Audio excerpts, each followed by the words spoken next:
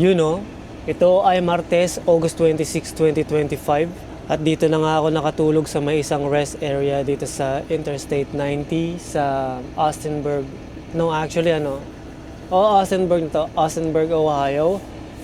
And then, siguro makakapag-drive pa ako ng mga 10 oras today.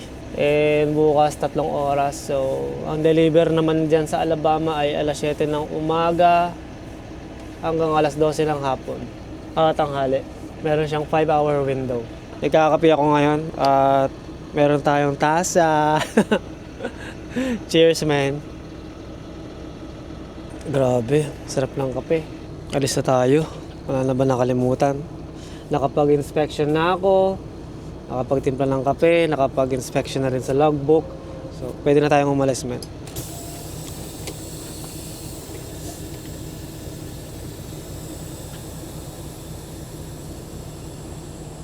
Testing our brakes, trailer brakes, service brakes working too.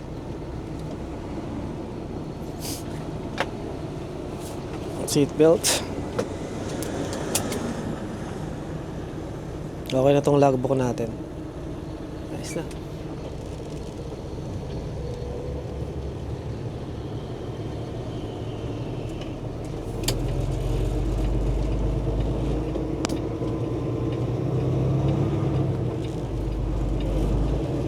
Sarap ng tulog ko kagabi, men.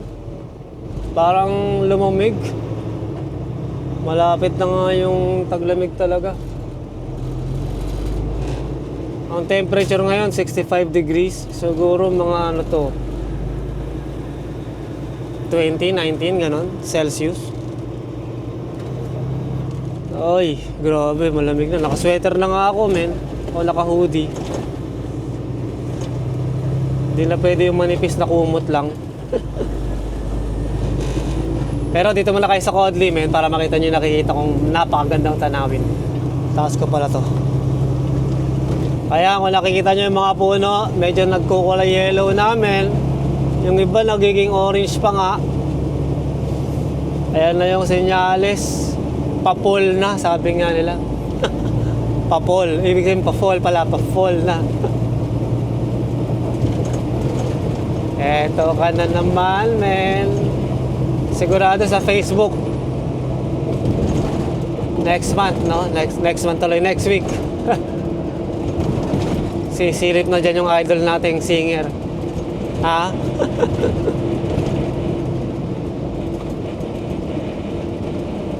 Ayos pa rin naman, green na green pa rin. Pero 2 weeks from now, men. 2 weeks from now. Medyo mag-iiba na ng konti yan. Sarap talaga yung tulog ko kagabi, men. Nakapatay ang makina. Wow. Namiss ko yon. Namiss kong matulog nang nakapatay ang makina. Dahil nga sira pa yung ating mga baterya. 2 buwan yata akong nagtitiis, no? Natutulog na nakabukas ang makina. Hindi rin maganda sa shock yun. Tsaka, syempre, hindi ka rin makatulog ng maayos kasi merong umuugong parang gano'n. Pero kagabi, men, sobrang sarap ng tulog ko. Tapos umulan pa kagabi. Ayos na. Mentor, Ohio. Ito na yung Mentor, Ohio.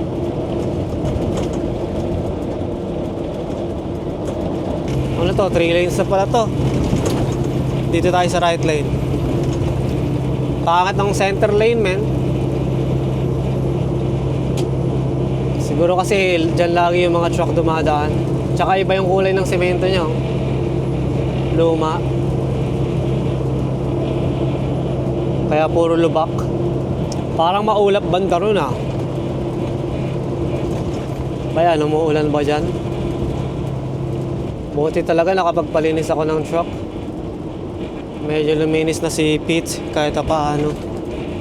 Hindi siya spotless, pero luminis na nonetheless.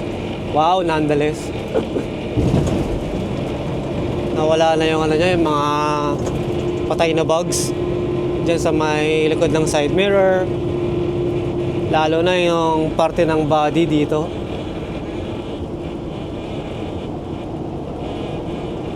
Left lane blocked on West I-90. So, pupunta tayo sa 271 South. Yan o. Yung exit nasa kaliwa. Tsaka express din yan. Pero dito lang muna tayo sa collector. Parang service area. Service area. Service road. Sa Saudi Arabia, ang tawag nila dito ay service road. Sa Canada, ang tawag nila dito ay collector. Dito naman sa Amerika, ang tawag nila usually local lanes. Tapos sa kaliwa yung express. Kung hindi ka naman exit ng 2 or 3 miles, pwede ka sa express. Pero kung i-exit ka, sabihin mo ng in 1 mile or 2 miles, kailangan dito ka lang sa local para makapag-exit ka. Kasi pag nag-express ka, lalagpasan mo yung exit mo kapag nandun ka sa express. Tama ba? Ang labo mo mag-explain, Kaloy. Hindi, pero ganun po yun, no? Sa Pilipinas, hindi ko alam kung anong tawag nila doon, yung express and local lanes.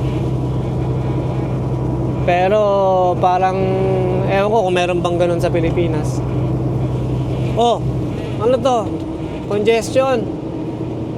Easy. Nag-slow down lang yung mga tao kasi 60 miles per hour na lang dito. Ang alam ko.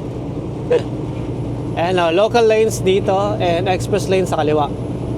Kung nakikita nyo, 271 South sa express lanes, pero pwede ka rin dito sa local lanes kapag pupunta ka ng 271 South. So dito lang tayo sa local lanes. Kasi mamaya, yung express lane na yan, mag-merge yan papunta dito sa express, sa may local. So kailangan mo pang tumingin sa right mirror mo, baka may oncoming traffic dahil 3 lanes nga to, no? Kaya dito lang ako palagi sa local lane para hindi na ako mag-merge pabalik ng dito nga. Dire-diretso na to hanggang 271 South, man. So 271 South and then tutumbukin na natin yung 71 hanggang makarating tayo ng 65. Tutumbukin natin ngayon yung Columbus, Ohio, and then Cincinnati, and then Louisville, Kentucky. Kapag nakarating na tayo sa Louisville, 65 na po yun, Interstate 65. Although mas magaan yung traffic sa express lanes, no, kung nakikita nyo po. Ilan lang ang sasakyan dito sa local lanes ay masyadong congested. So siguro pupunta na lang ako sa express. Yun po yung kagandahan dito sa Tate o kaya sa Canada. Parang kapag nakita mong congested yung isang, anong tawag dito, portion ng freeway, be it local lane or be it expressway or express lanes, pwede kang lumipat. Parang ganito, ang dami kasing mag-i-exit siguro, mga trabaho nila malapit na. So mag-i-exit, so madalit salita, lahat sila dumadaan dito sa local lanes. Dito na tayo sa express.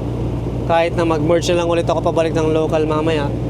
Kasi eventually itong buong freeway structure na to, no, mapupunta sila lahat sa local lanes. Mawawala yung express kasi yung express magiging 480. Kapag naging 480 yung express, yung local lanes ay magiging 271.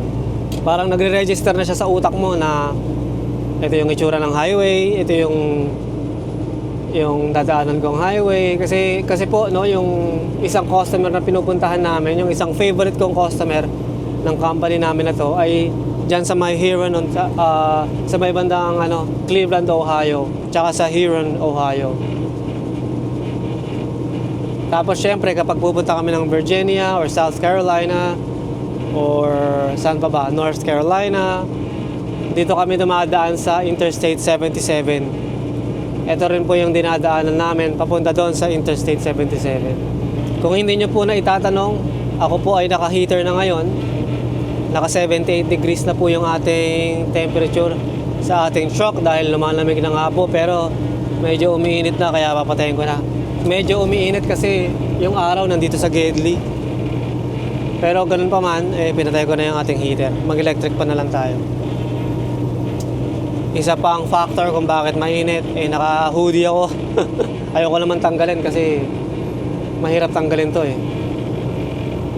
Tsaka nandito tayo sa isang congested area. Mamaya ako na lang tatanggalin pag hinto. Suabing takbo ni Pete, man. Wala nang ungol-ungol. Dati umuungol to eh. Pero ngayon wala na. Swabe na. Ayun na yung ulap oh. Wow. Umuulan banda lang sa Cleveland ah. Actually, Akron pala yan. Yung Cleveland nandito sa ano natin. Nandun na yung Cleveland sa bandang likod natin. Siyempre habang nagdadrive, dapat tinitignan mo talaga yung side mirror mo, no? Hindi lang yung mga sasakyan ang tinitignan mo. Tinitignan mo rin yung mga gulong mo, men. Tsaka yung trailer mo. Ayun na yung ulap. Parang umuulan na. Ayaw pang ibagsak yung ulan, ah. Nahiya pa. Ay, wala. Baka ano lang to? Mabilis lang na ulan to, men. Parang madadaanan lang natin. Kasi ang liit lang ng ulap. Maliit lang yung radius ng ulap. Yan o, parang madadaanan lang natin yung ulap. So, ito na yung pinaka-split naman ng 271 and 480. Papunta ng Toledo itong 480. Pero pupunta tayo ng Columbus. So, doon tayo sa 271. So, ito na yung sinasabi ko, yung express lanes ay magiging Interstate 480. Tapos yung local lanes na lang ang matitira na 271. So, babalik na naman ako sa local lane. Titignan ko na rin syempre yung traffic dito sa may freeway na papasukin natin, yung local lane nga. Ayos naman, light lang.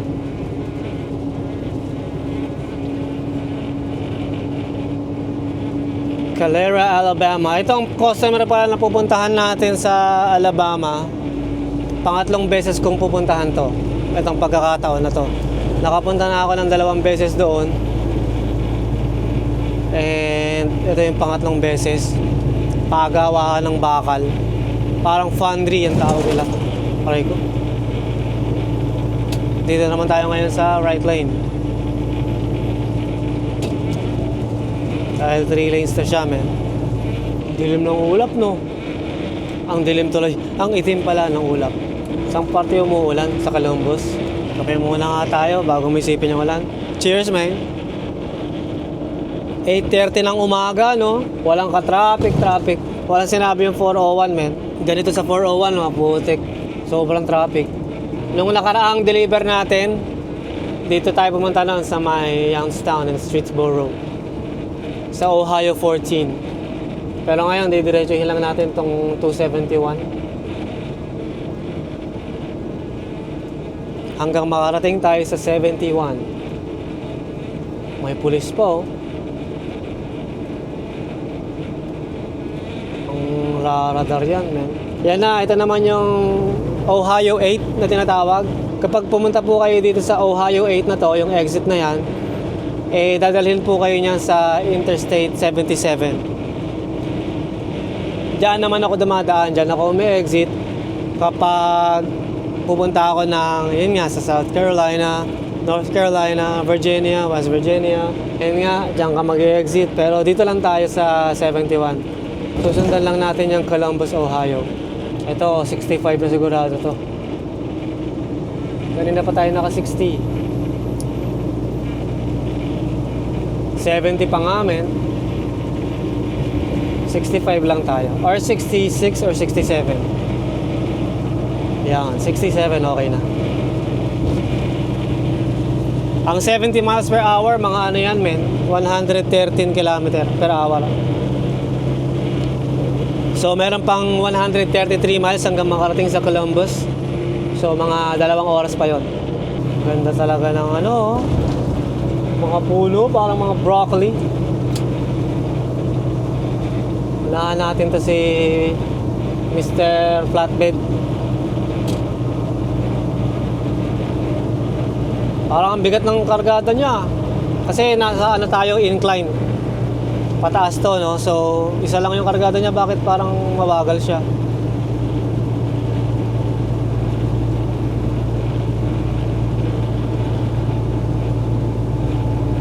Tapos, naimpid ko yung traffic, men. Naimpid ko pala yung left lane. Downshift. Tanggalin natin yung cruise. Ayoko nang i-impede ng left lane eh.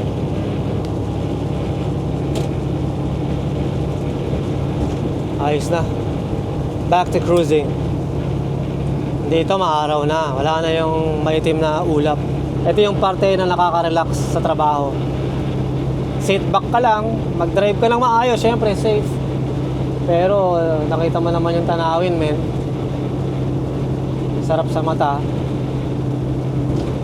So paano ba to? Magdadrive muna ako, men. Tapos cut ko na lang to sa truck stop kasi kailangan ko mag-refuel dahil ano na pa to yung ano natin, lagpas na sa kalahati, no? Wala na sa kalahati pala yung ating mga tangke. Kaya kailangan ko mag-refuel. So cut natin to doon, men, sa isang truck stop. Gawin natin yan. Some athletes and regular Joes like me and you right here in Northeast Ohio. And when you get a chance to meet with him, you will learn all about the magical powers of the new orthobiologic cellular therapies, including PRP treatments that truly can revitalize your joints. So for me and my shoulder, I'm back in the weight room. You can see now on TV how massive I am and how I've been able to wake up in the morning and not feel sore, where it's not, oh, poor. Yeah, he does. He's a fun guy. He doesn't take himself seriously. He'll get in the videos of this kid. The mom wants to be the star. I'm gonna say, if that's wrong, I'll accept it. Range room, Brian's mom. And she exudes that that's what she wants. I forbid you let your son have this spotlight for a second. Recently given birth, the baby's death has been ruled a homicide.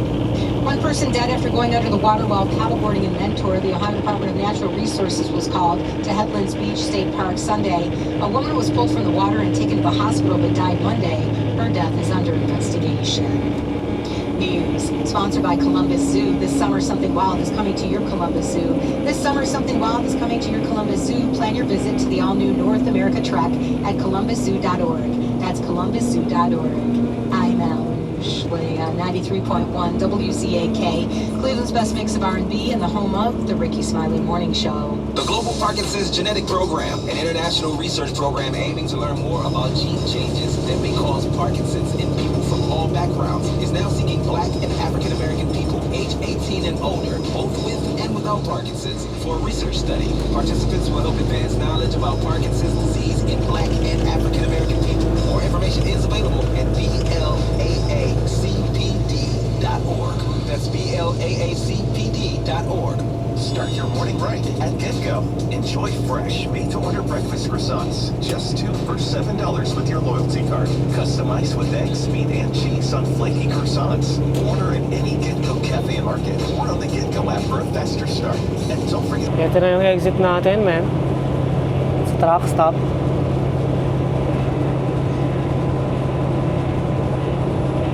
Ay, makakain na. Anong oras na ba? 11:30? Or 11:26? Goods na may, man. Mag-refuel, and then kakain, and then maliligo, man. Ayos na.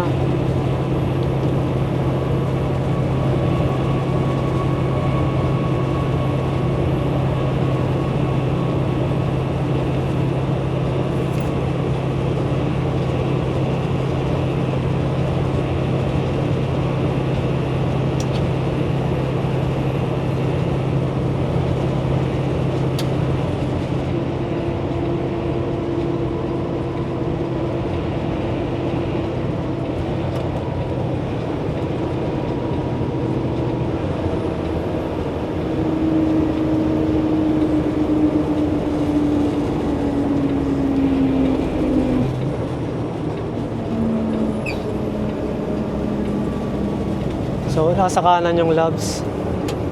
Ayos.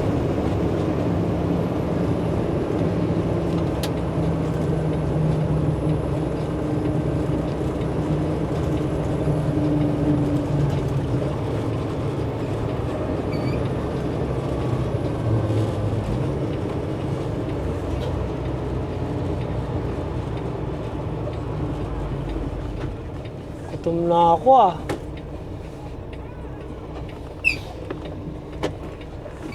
Unahin ko na tong truck na to.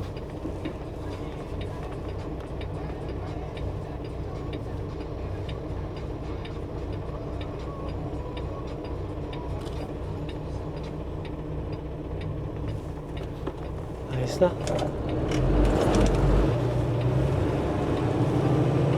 Oh, bakit may pulis dito?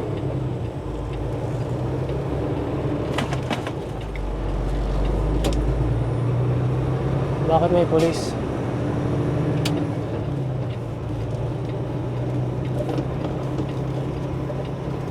Oh. Matuminto yung truck.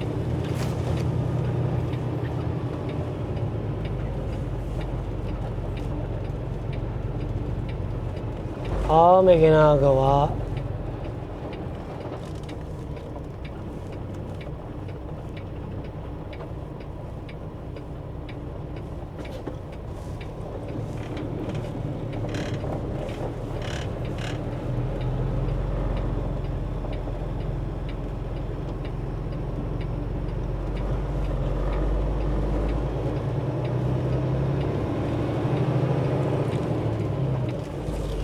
Babantay lang sa nagtatrabaho yan. Magkano ang diesel? $3.88 pag cash. Pag credit, $3.94. Medyo mura kaysa sa New York, men. Sa New York, $4.20.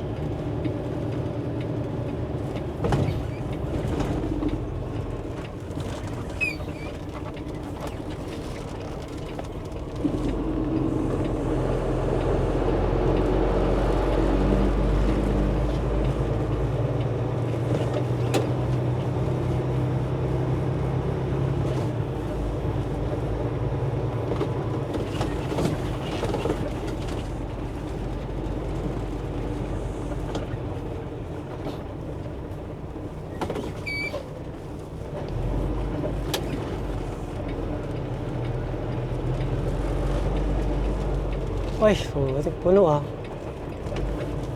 Saan ako papwesto kaya? Dito na lang.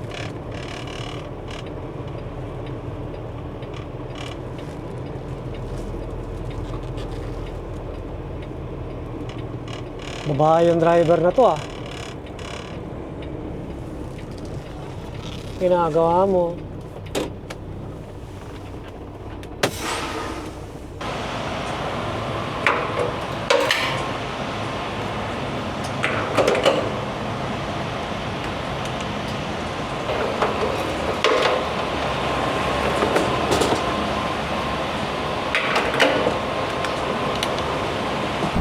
Ayos na.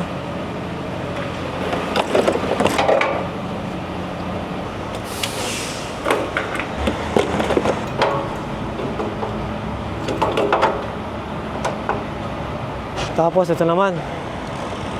Naka magkano? 275, 70 gallons.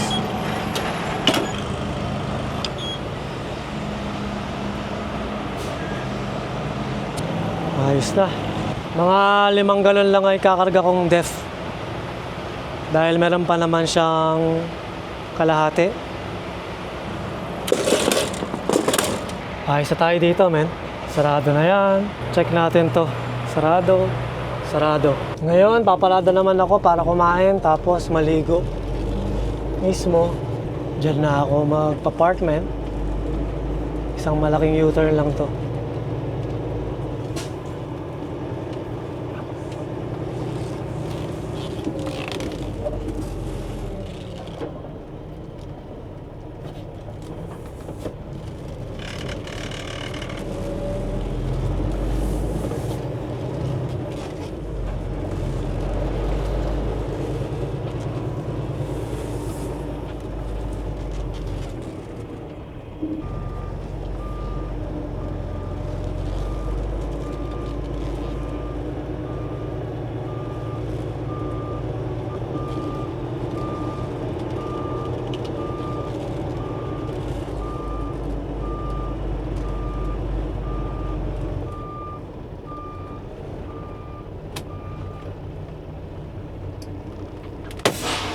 You know, fresh na naman si Kaloy. Check muna natin baka may nakalimutan tayo.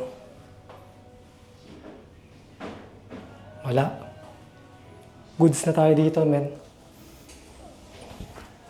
Sorry na rin itong mga tuwalya.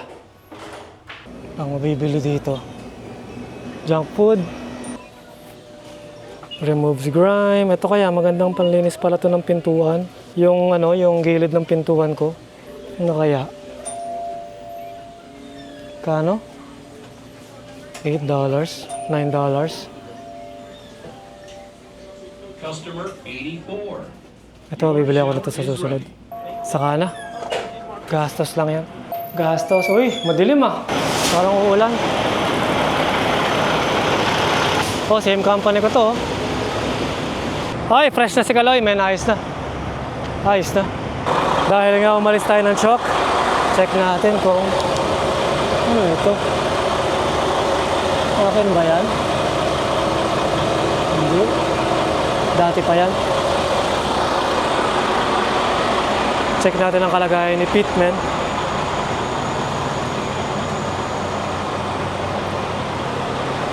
Ayos naman. Daming basura oh. Ano yan? Placard. Present. Ayos. Ganda rito oh. Parang gubat. Taong gubat.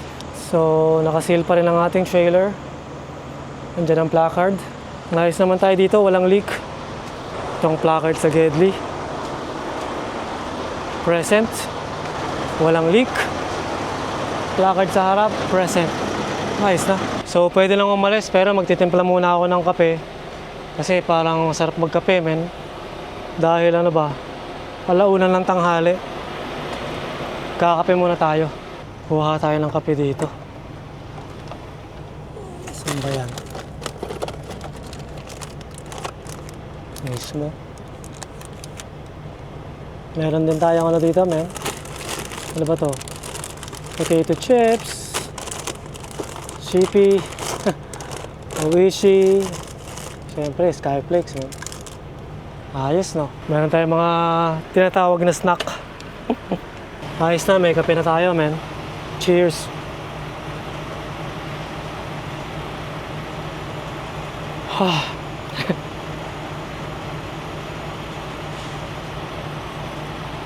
Sarap!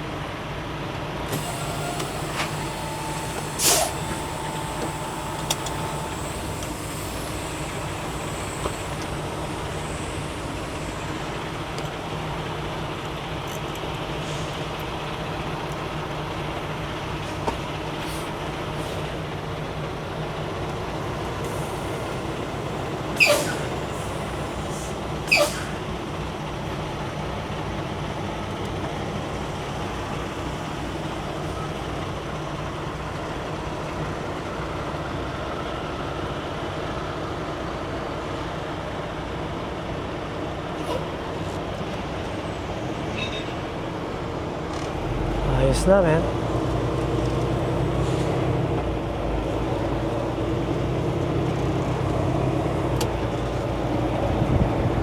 Ay, na-refresh ako ah. Oo, sarap ng hangin. Lamig.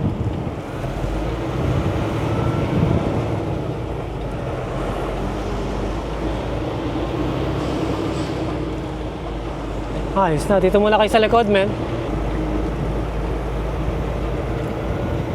May mga araw ah.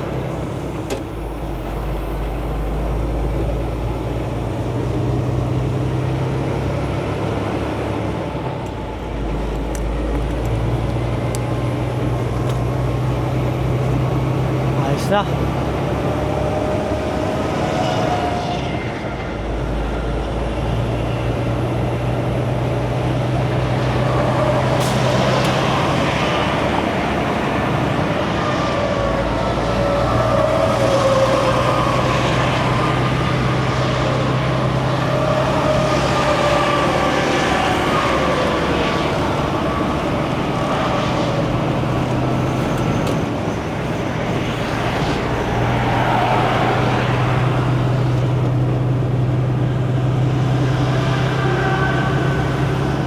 Back on the freeway, man.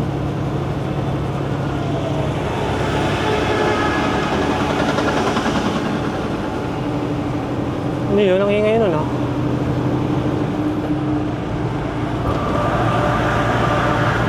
Sarap sana matulog dito, oh. Tamang-tama lang yung temperature. Pero layo pa natin eh. Hindi pa tayo nakarating ng Kentucky. Mamayang gabi siguro sa Tennessee, doon ako makakarating, makakatulog. Tapos bukas ko natitirahin yung sobra. Yung kulang. Mga ano pa eh, walang oras yung pupuntahan natin.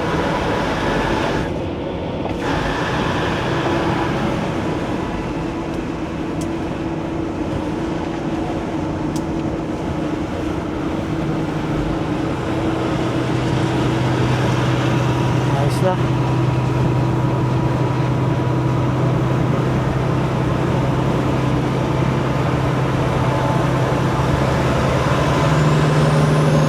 Ganda ng truck mo, boy.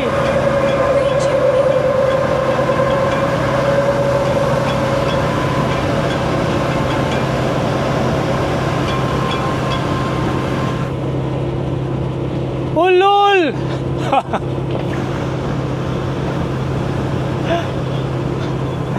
Ayos na, kamusta ang balita? Ayos na.